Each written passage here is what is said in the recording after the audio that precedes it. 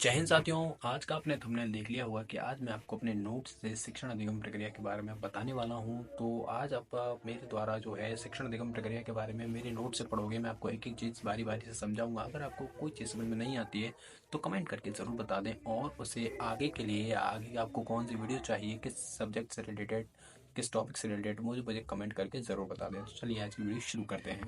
तो चलिए शुरू करते हैं। हमारे टॉपिक का नाम है शिक्षण अधिगम प्रक्रिया, यानी कि शिक्षण के दौरान अधिगम यानी लर्निंग कैसे कराई जाए, ये किस प्रक्रिया को कहा जाता है, वही हम इसके बारे में पढ़ेंगे। शिक्षण अधिगम प्रक्रिया, शिक्षण के दौरान बच्चों को कैसे अधिगम कराया जाए उसके बारे में पढ़ेंगे। यहाँ मेरे नोट्स में सबसे पहले लिखा हुआ है कि शिक्षण से तात्पर्य एक ऐसी त्रिध्रुवीय प्रक्रिया से है जिससे शिक्षण के स्रोत मानवीय और भौतिक, विद्यार्थी और उसके व्यवहार में परिवर्तन लाने के लिए सभी आवश्यक क्रियाओं के प्रारूप का नियोजन किया जाता है। इसका मतलब शिक्षण एक त्रिध्रुवीय प्रक्रिया है जिसमें शिक्षण के स्रोतों, जो कि मानवीय और भौतिक दो प्रकार के हो सकते हैं, साथ ही विद्यार्थी और उसके व्यवहार में परिवर्तन लाने की प्रक्रिया को हम क्या कहते हैं? शिक्षण कहते हैं। अब शिक्षण दो टाइप का होता है। फर्स्ट है, आपको दिख रहा होगा, औपचारिक शिक्षण, और सेकंड आपको अनौपचारिक शिक्षण। औपचारिक शिक्षण आपको जो है विद्यालय में किसी शिक्षक के द्वारा दिया जाता है, इसलिए इसे औपचारिक शिक्षण कहा जाता है। औपचारिक शिक्षण में अनुशासन पर बल दिया जाता है, बच्चे को एक डिसिप्लिन सिखाया जाता है। पूर्व नियोजित शिक्षण, ये जो शिक्षण होता है औपचारिक शिक्षण या फॉर्मल या ऑफिशियल इसको कहा जाता है शिक्षण। तो इसमें पूर्व नियोजित शिक्षण होता है, यानी कि ये जो है पहले से इसकी रूपरेखा तैयार कर ली जाती है। इसका एक निश्चित समय होता है, एक विधियां होती हैं और स्थान होता है। मतलब कि किसी भी विद्यालय में आपको जो शिक्षण कराया जाता है तो उसका एक फिक्स समय होता है कि विद्यालय का खुलने का समय या विद्यालय में क्लासेस जो चलती हैं, कालांश चलती हैं, उसके अकॉर्डिंग फिक्स समय होता है। विधियां, उनके टीचरों की, सभी जो टीचर होते हैं उनके पढ़ाने के एक फिक्स मेथड्स होते हैं, विधियां होती हैं कि इस तरीके से बच्चों को ये चीज़ सिखानी है, तो इनकी फिक्स विधियां होती हैं। और स्थान, एक स्थान भी फिक्स होता है कि विद्यालय में इस कक्षा में ये बच्चे, इस क्लास के बच्चे बैठेंगे और ये वाला अध्ययन करेंगे। इसके अलावा सेकंड आता है अनौपचारिक शिक्षण। अनौपचारिक शिक्षण यानी कि होता है अनफॉर्मल, इनफॉर्मल या फिर अनऑफिशियल टीचिंग। तो ये जो अनऑफिशियल टीचिंग होती है यानी अनौपचारिक शिक्षण होता है, ये परिवार या समाज में के द्वारा किया जाता है, खास करके माँ के द्वारा ये शिक्षण कराया जाता है। किसी बच्चे का जो सबसे पहला टीचर होता है वो उसकी माँ होती है, तो उसके अकॉर्डिंग जो है परिवार या समाज में अनौपचारिक शिक्षण कोई भी कर पा सकता है। इसमें अनुशासन का कोई महत्व नहीं होता है, इसमें डिसिप्लिन मैटर नहीं करता है, बच्चे को हंसते खेलते या उधम करते हुए कुछ भी सिखाया जा सकता है। सेकंड, इसमें समय भी मैटर नहीं करता है, आपको किसी भी समय सिखाया जा सकता है। स्थान भी मैटर नहीं करता है, आपको किसी भी स्थान में, घर में, घर से बाहर, गार्डन में, विद्यालय में, कहीं भी कुछ भी सिखाया जा सकता है। इसकी विधियां कोई फिक्स नहीं होती हैं, आपको इसमें किसी भी मेथड से समझाया जा सकता है। पूर्व नियोजित शिक्षण इस नहीं होता है, साथ ही ये इस और औपचारिक शिक्षण की तरह ये पूर्व नियोजित शिक्षण भी नहीं होता है। इसमें कोई भी बातें पहले से फिक्स नहीं होती हैं, इसमें अचानक से ही एक तरीका बन जाता है पढ़ाने का या बच्चे को कुछ सिखाने का।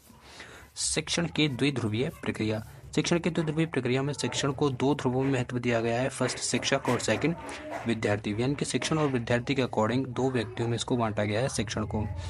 आगे इसमें दिखाया गया कि यहाँ पर एक टीचर है जो कि क्लास में बच्चों को शिक्षण का कार्य करवा रहा है, ये द्विध्रुवीय प्रक्रिया है। इसमें एक पॉइंट लगाकर लिखा गया कि इस प्रक्रिया में शिक्षक शिक्षण के द्वारा विद्यार्थी के व्यवहार में परिवर्तन या विकासात्मक परिवर्तन लाने की प्रक्रिया है। यानी कि इस प्रकार के शिक्षण में जो शिक्षक है वो विद्यार्थी के व्यवहार में परिवर्तन लाने का प्रयास करता है। थर्ड आता है शिक्षण की त्रिध्रुवीय प्रक्रिया, यानी कि शिक्षण में जिसमें तीन ध्रुव माने गए हैं वो इसे दिया था जॉन ड्यूवी ने। इसमें शिक्षक, पाठ्यक्रम और विद्यार्थी, इन तीन ध्रुवों के बारे में बताया गया है। फर्स्ट में सिर्फ शिक्षण और विद्यार्थी थे और थर्ड वाले में पाठ्यक्रम को भी ऐड कर दिया गया है। शिक्षण की विशेषता, आगे देखेंगे हम शिक्षण की विशेषता, यानी शिक्षण की क्या क्या विशेषताएं होती हैं, टीचिंग से क्या क्या क्वालिटीज़ होती हैं, क्या क्या उनसे फ़ायदा होता है।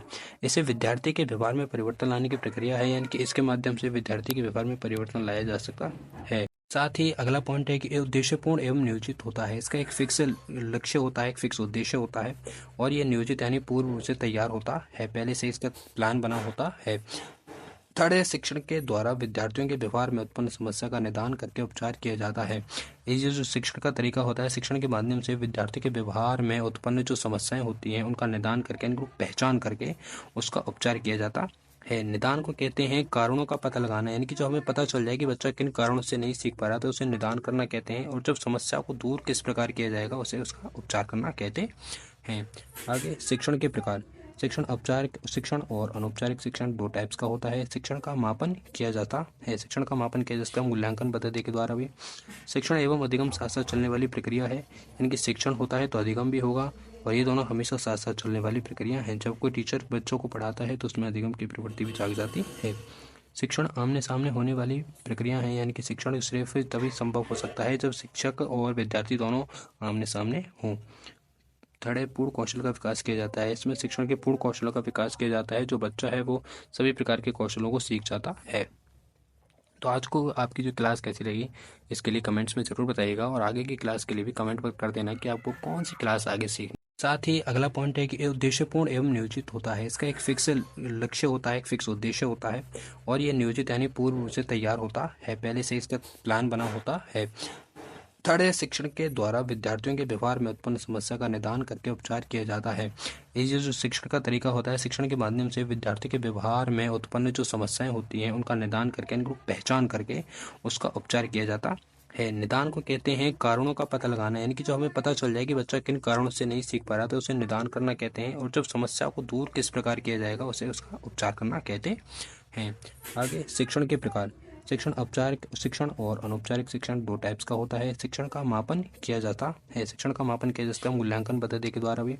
शिक्षण एवं अधिगम साथ साथ चलने वाली प्रक्रिया है, यानी कि शिक्षण होता है तो अधिगम भी होगा, और ये दोनों हमेशा साथ साथ चलने वाली प्रक्रिया हैं। जब कोई टीचर बच्चों को पढ़ाता है तो उसमें अधिगम की प्रवृत्ति भी जाग जाती है।